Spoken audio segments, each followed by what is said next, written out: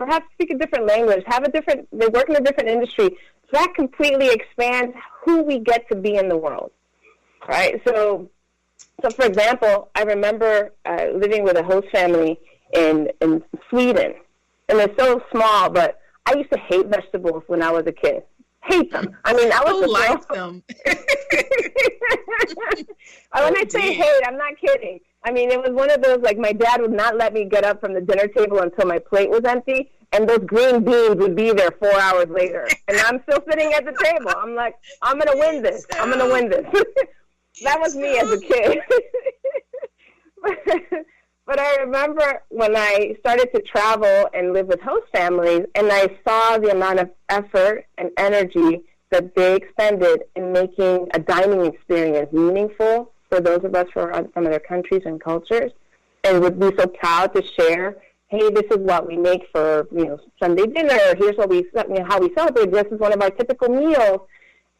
I was hard pressed to say, "Ew, I don't like that. Oh, I don't eat that."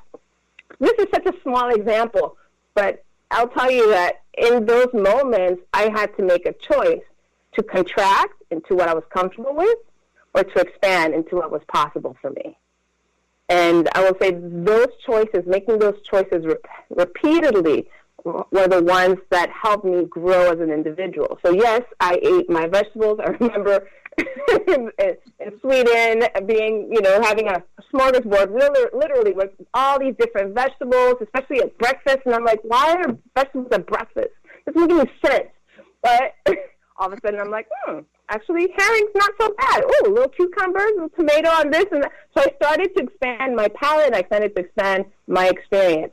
And that's just in a meal, but imagine having a conversation with somebody from a different culture about religion and how they grew up, or about anything from how they study and what's important, or access to education. I'm able to have conversations with people that I would have never been able to have had I chosen to contract into my comfort zone, into what I was familiar with, what I'd been trained. So I think having a circle of influencers that allow us to see ourselves bigger than what we created ourselves to be, bigger than our circumstances and our family structures and our education have allowed us to be. That's what having diverse people in our lives do for us. We get to see ourselves bigger, different. And that's what I get. Well, and the thing is, it's so interesting the way that we're able to connect to people, and it's through traditions like the food and the ceremonies and these opportunities that were presented. And for many of us, because it's different, we run from it, missing the opportunity to really get a chance to connect and do something different. I remember when I went to India, and they were having masala tea. And I was like, oh my God, what is that? I don't know what that is. You can't stop me now from trying to find that wherever I go. I don't care where I'm at. I'm like, I want that. But I could have easily said, oh, that's so different. I don't know what that is. It doesn't look like what, I'm accustomed to. Who puts milk in tea? And getting accustomed to the difference and allowing myself to be stretched. It really does open your mind and the possibilities of seeing yourself bigger than the constraints and limitations that we're often, that are often placed on us, or we place on ourselves. One of the things that also, it's so much that we can talk about it, and we have, but you talk a lot about joy, because I know people bring you joy, and having the life that you've had with these amazing, diverse people and experiences brings you joy. But you've incorporated that into your work and your business. Talk about, how do you find the discipline to have joy in every circumstance that you face? Because you've had some traumas and tragedies too, but you've been able to even in those, find the joy. How do you do that?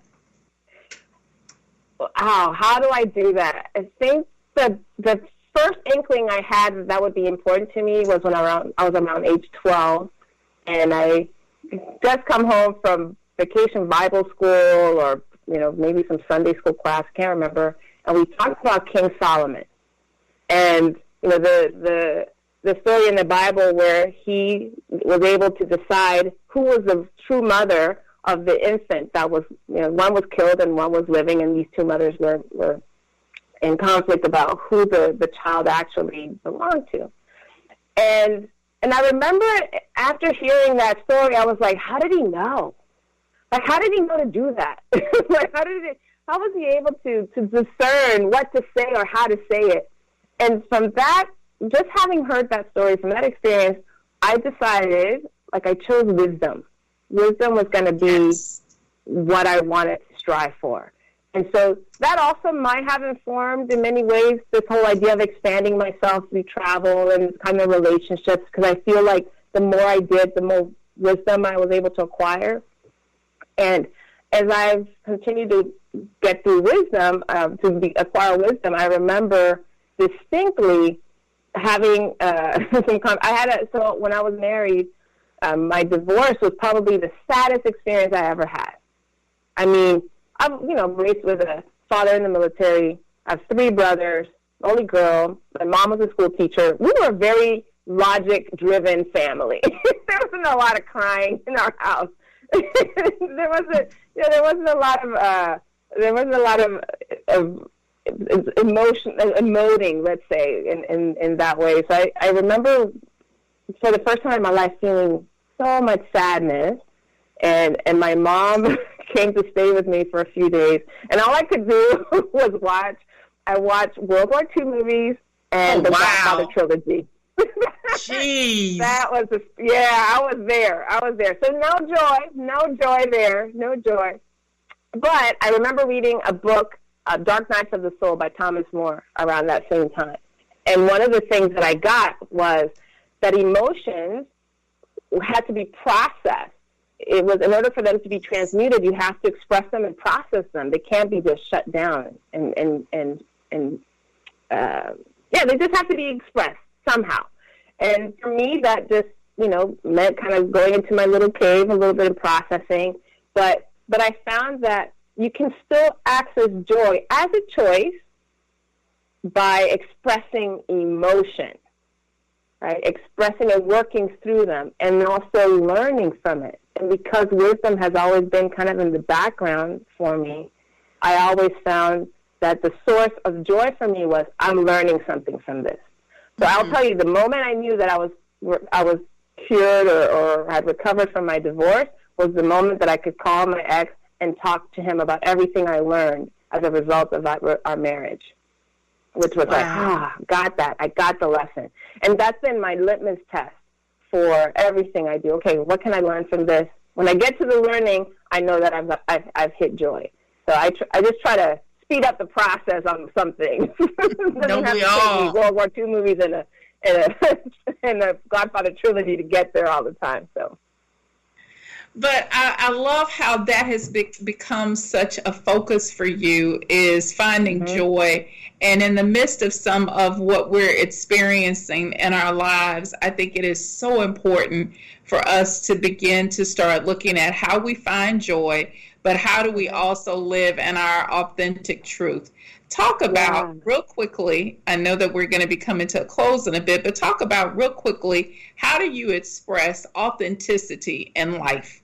What's that look like? What does it look like? I think one is just being honest with myself, right? Kind of like that process I mentioned of in order to transform an emotion, it has to be expressed. I think owning up to myself when I feel sad, when I feel angry, when I feel happy, and finding a way to express that in some way. That doesn't mean that it has to be on blast for everybody to know. It doesn't have to be posted on Facebook. It doesn't have to be Instagram. I'm sorry, but I do find sharing myself with the people that I care most about, who know me, who care about me, that generally helps. I think the other piece, one of my favorite quotes, I may have shared this with you, Francois, but Howard Thurman has a quote. He says, "Don't ask what the world needs. Ask what makes you come alive and go do it. Because what the world needs are more people who have come alive." And when I heard that, and it's been years now, that became like my battle cry. All right, how do I come alive? And for me, coming alive means this idea of just telling the truth to myself, to others, to to lighten the load. I think, and it doesn't necessarily mean telling the truth as in, being mean-spirited or judgmental about something. If I'm confused about something, to own it. I'll give you a really quick example. My dad and I have built really good relationships, even though he was Mr. Military Man and would raise his voice and make us do chores. And that's kind of how I had him for many, many years in my head. My dad was kind of mean growing up, and he would always make us, do all kinds of chores and yell at us. And I realized, I was taking a workshop a few years back, and I realized that, man, I made up that whole story about my dad being this way, although now I've gotten to know him quite well.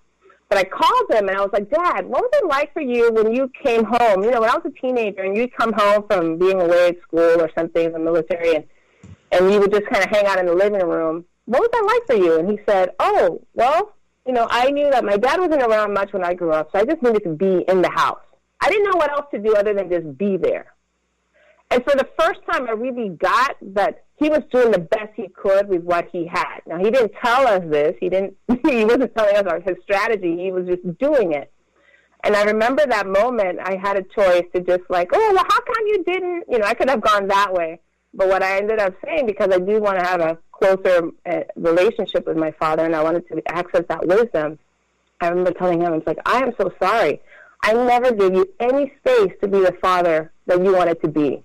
I didn't invite you to hang out with me and my friends. I didn't introduce you to any of them. I didn't invite you to my piano recitals. I didn't make a concerted effort to make space in my life. But I judged you for not taking up more space.